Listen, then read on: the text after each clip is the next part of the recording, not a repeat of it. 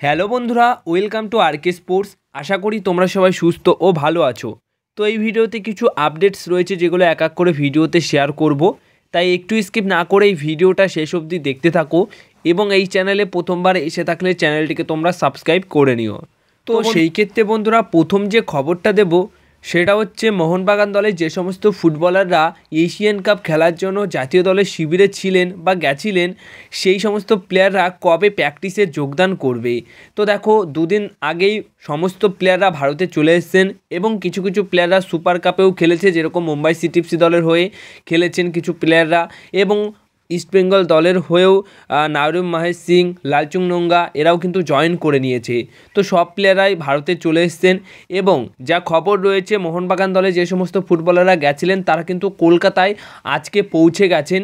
মানে কলকাতায় পৌঁছে যাওয়া মানেই বুঝতে পারছো যে আজকে কিংবা আগামীকাল সকালের প্র্যাকটিস, এই দুই প্র্যাকটিসের মধ্যে যে কোনো একটা প্র্যাকটিস টাইমে তারা কিন্তু জয়েন করে নেবে দলের সঙ্গে এবং পূর্ণ শক্তিশালী দল নিয়েই মোহনবাগান দলের বর্তমান coach Antonio Lopez Habas derby ম্যাচে নামতে পারবে। তো ডার্বি ম্যাচে কিন্তু সমস্ত প্লেয়ারদেরই তোমরা কম বেশি খেলতে দেখতে পারবে, যারা ইনজুর্ড আছে তাদেরকে ছাড়া। তো এবার যে আপডেটটা শেয়ার করব সেটা হচ্ছে কেরালা ব্লাস্টার এফসির দল, তাদের মোটামুটি প্লেয়ার এই মরশুমে বিদেশির সংখ্যা ছাড়িয়ে গেছে, যারা সই করিয়েছে 9টার বেশি প্লেয়ার কিন্তু তারা সই করিয়ে নিয়েছে। তার মধ্যে 6টা বিদেশি প্লেয়ার তো খেলছিল, তার মধ্যে কিছু প্লেয়ার ইনজুরি হয়েছে যার কারণে ছিটকে গেছে। একটা প্লেয়ারকে লোন ডিলেও পাঠিয়েছিল, হ্যাঁ, ইমানুয়েল জাস্টিনকে। তো সেই ক্ষেত্রে বর্তমান সময়ে দাঁড়িয়ে পেপরার রিপ্লেসমেন্ট কেরালা ব্লাস্টার এফসি দল খুঁজছে। যেটুকু শোনা যাচ্ছে যে রিকল করা হয়েছে জাস্টিন ইমানুয়েলকে পেপরের জায়গাটা নেবার জন্য, বা রিপ্লেসমেন্ট হিসেবে তাকে ডাকা হয়েছে। এদিকে অ্যাড্রিয়ান লুনার রিপ্লেসমেন্ট তারা কিন্তু সই করিয়ে নিয়েছে, কিন্তু জাস্টিন ইমানুয়েলের পাশাপাশি আরও একটা বিদেশিকে সই করাতে চাইছে কেরালা ব্লাস্টার এফসি দল।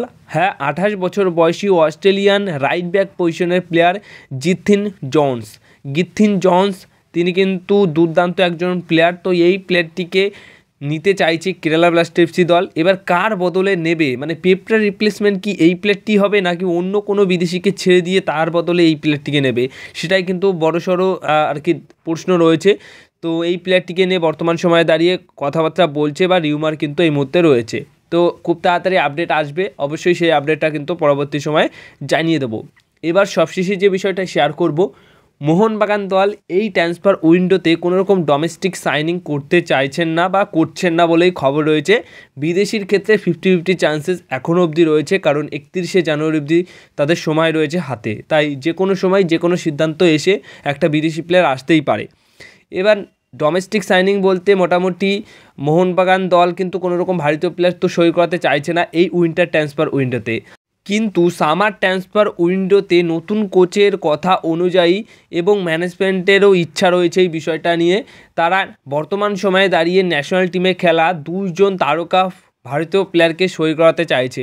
তারা একটা সময় এশিয়ান কাপে প্লেইং 11-এও খেলেছে এবং রিজার্ভ বেঞ্চেও ছিল, স্কোয়াডেও ছিল। তো এমন 2 ন্যাশনাল টিমের প্লেয়ার রয়েছে যাকে সামার ট্রান্সফার উইন্ডোতে সই করাতে চলেছে। এমনিতেই তোমরা জানো যে কম বেশি 7 থেকে 9টা প্লেয়ার মোহনবাগান দলের এমন আছে যারা নিয়মিত যখন তখন সুযোগ পায় খেলার জন্য, মানে নিয়মিত সদস্য টিম ইন্ডিয়ার। তো ওই কয়েকজন ফুটবলার ছাড়াও কিন্তু আরও 2 ন্যাশনাল টিমের ফুটবলার সামার ট্রান্সফার উইন্ডোতে সই করাতে চাইছে মোহনবাগান দল, এমনটাই কিন্তু খবর রয়েছে। এবার সেই 2 প্লেয়ার যে কেউ হতে পারে, তো তোমরা অবশ্যই গেস করতেই পারো যে সেই 2 প্লেয়ার কী হতে পারে। কোনোরকম হিন্ট, কোনোরকম নাম এখনও অবধি জানা যায়নি, শুধুমাত্র এটুকু জানা যাচ্ছে যে সামার ট্রান্সফার উইন্ডোতে কিন্তু আরও 2 ন্যাশনাল টিমের খেলা প্লেয়ার যারা বর্তমান সময়ে দাঁড়িয়ে সদস্য ন্যাশনাল টিমের, তাদেরকে সই করাতে চাইছে। তো এই ছিল আজকের ভিডিও। যদি এই ভিডিওটা ভালো লেগে থাকে অবশ্যই ভিডিওতে লাইক, শেয়ার, কমেন্ট করো আর চ্যানেলটিকে তোমরা সাবস্ক্রাইব করে নিও।